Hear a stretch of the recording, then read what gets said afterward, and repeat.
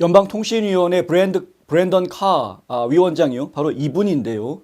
좌익 억만장자로 아주 유명한 조지 소로스가 지원하고 있는 혹은 소유하고 있는 이란 표현도 어울릴 것 같습니다. 라디오 방송국에서 이민세관 단속국의 잠복 요원의 위치를 실시간으로 생중계한 것에 대해 매우 우려스럽다라고 말했습니다. 아니 잠복 요원인데 잠복 요원이 지금 어떤 색깔의 어떤 차를 타고 있고 지금 어디에 있다라고 생방송으로 라디오에서 얘기를 한 겁니다. 미친 거죠. 카 위원장은 FCC는 샌프란시스코에 본사를 둔 KCBS 740AM을 조사하고 있는데 이 방송국은 해당 지역에서 추방작전을 수행하던 ICE 차량과 요원들의 실시간 위치를 폭로한 혐의로 비난을 받고 있다. 이런 뉴스가 나왔습니다. 카 위원장은 어제 팍스뉴스에서 ICE 요원들이 산호세 동부와 폭력적인 갱단 활동으로 알려진 마을 일부에서 비밀리에 작전을 수행했고 라디오 방송국에서 그들이 타고 있던 표시 없는 차량을 식별해 생중계로 방송했다. 이 의회 내의 민주당 지도자들이 트럼프의 의제에 맞서서 사람들이 거리로 나가 싸울 때가 됐다라고 말하고 있는 그런 상황에서 이런 방송을 한 거다. 이렇게 이야기를 합니다. KCBS를 소유한 방송사는 조지 소로스가 작년에 인수한 오디시라는 회사입니다. 이 오디시라는 회사는요, 무려 200개, 전국적으로 걸쳐서 200개가 넘는 라디오 방송국을 거느리고 있는 라디오 전문 기업입니다. 대기업입니다. 근데 이 회사가 빚을 많이 졌다는 거죠. 그래서 무려 4억 달러라는 빚을 떠안으면서 인수하면서 오디시의 최대 주주가 됐습니다. 작년에. 근데 그 중에 한 회사가 이런 만행을 저지른 겁니다. 문제의 사건이 발생한 것은 1월 26일입니다. 이날 1월 26일 날 KCBS 라디오 주말 뉴스 진행자가요. 이민자 가족을 추방 위협으로부터 보호하기 위해 개발된 지역 조직 산타클라라 카운티에 있는 Rapid Response Network에서 제공한 정보를 바탕으로 그러니까 이제 친이민 단체라고 이민 옹호 단체죠. 이민 옹호 단체에서 제공해 준 정보를 그냥 방송에다 내보낸 겁니다. ICE 요원들의 위치 그리고 그들이 타고 있던 차량을 공개 방송했습니다. 진행자는 카운티 대응 네트워크에 따르면 산호세의 요원들은 표시가 없는 차량을 타고 있었다.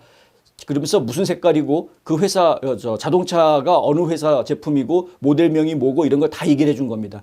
차량이 발견된 거리, 위치 이런 것들까지 다 생방송으로 중계를 했습니다. 아예. 뭐라고까지 얘기를 했느냐. KCBS에 계속 머물러 주세요. 스테이 튠드 한 거죠. 우리가 추적해드리겠습니다. 계속 실시간 추적해주겠다라고. 그러니까 불체자들이 열심히 듣겠네요. 청취율 많이 올라갔겠습니다. 하여튼 이런 미친 짓을 해서라도 청취율을 올려야 하는 것인가. 1934년 통신법에 따르면 방송 면허 소지자가 공익 편의 및 필요성에 따라 운영하도록 요구하고 있습니다. FCC는 공익 기준을 위반한 것으로 판단될 경우 방송국에 벌금을 부과하거나 아예 면허를 취소할 권리도 가지고 있습니다. 지난 2017년 트럼프 당시 대통령에 의해서 FCC 위원으로 임명이 됐던 카 위원장은 이번에 트럼프가 대통령이 되면서 위원장으로 아예 지명을 받게 됐죠. 2024년 조지 소로스가 오디시의 부채 4억 달러를 매수해서 오디시의 최대 주주가 되려고 했을 때 작년 얘기입니다. 반대했던 인물입니다. 그런데 FCC 안에 있던 다른 민주당 계열의 위원들이 다 찬성을 해주어서 조지 소로스가 오디시라는 회사를 인수할 수 있었습니다. 이 당시에 그 속도가 지나치게 빨랐다. 전국에 200개가 넘는 라디오 방송국을 거느리고 있는 이 회사에 대해서 이거 매수를 허락해 준다라는 결정을 하는 그게 불과 몇 개월 만에 이루어졌다라는 겁니다. 이렇게 빠르게 진행되는 경우는 정말 이례적이다. 그러면서 이렇게 하면 안 된다라고 그때 반대를 했던 인물입니다. 근데 지금 위원장이 됐죠. 작년에는 그냥 일반 위원이었지만 올해 위원장이 되니까 이제 조사를 하겠다 이렇게 나가는 겁니다. 오디시 반드시 조사해야 되고요. 책임 물어야 됩니다. 지금 이제 캐릴 레이크 전 애리조나 주지사 후보였던 이 캐릴 레이크가 이번에 VOA의 사장으로 지명을 받았죠. 이 캐릴 레이크도 지금 뉴스맥스하고 인터뷰를 하면서 똑같은 이야기를 합니다. 반드시 처벌해야 된다. 이건 말도 안 되는 거다. 라이센스 뺏어라 못하게 이렇게 이야기하고 있습니다. 자, 이해를 돕기 위해서 저희가 미국의 언론 구조를 좀 말씀을 드리자면 미국에서 언론 활동을 하는 것은 제약이 없습니다. 기본적으로는. 누구나 하고 싶으면 하면 됩니다. 회사 설립 방식도 아주 간단합니다. 허가제가 아니라 신고제. 누구나 신고하고 그냥 방송국 만들면 됩니다. 그런데 사회적인 자산, 그러니까 공중파라든가 케이블 네트워크라든가 이런 사회적인 전파 자산을 사용을 할 경우에는 FCC의 허가를 받아야 그래야 이런 전파들을 사용할 수가 있게 됩니다.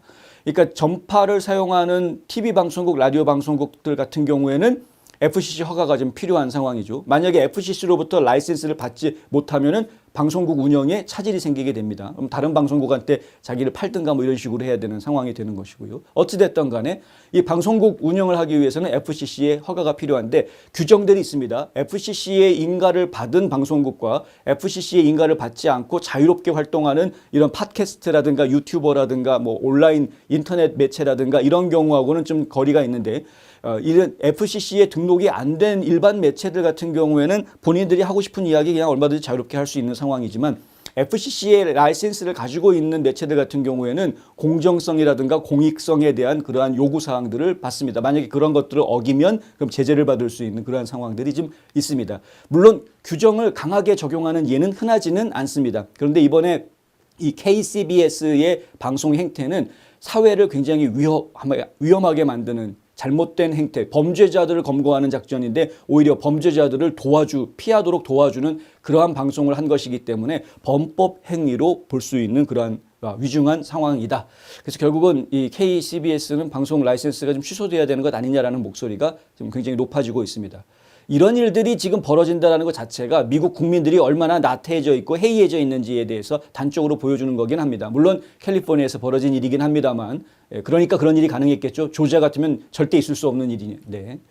근데 어찌됐든 이 이민 문제가 단순하게 이 관용의 문제 혹은 뭐 미국은 이민자의 나라다라는 그러한 개념의 문제가 아니라 이건 범죄의 문제, 사회 안전의 문제다라는 접근이 아직까지도 받아들여지지 않는 국민들이 있기는 있다라는 부분 저희가 좀 기억을 할 필요는 있겠다.